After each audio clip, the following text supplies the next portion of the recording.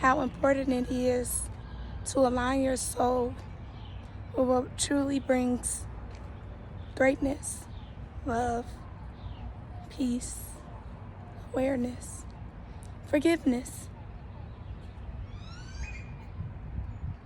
Every day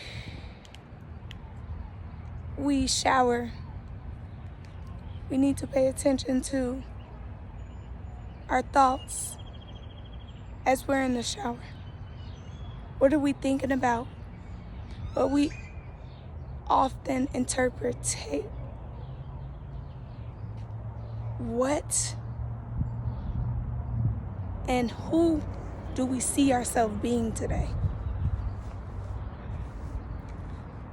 And I say the shower because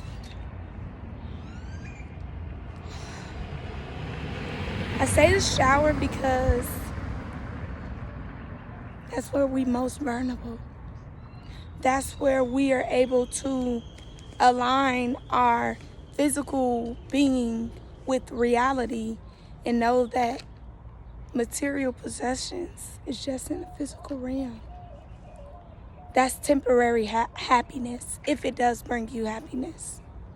But what is it inside that you can focus on that'll bring you in a mindset of feeding your soul?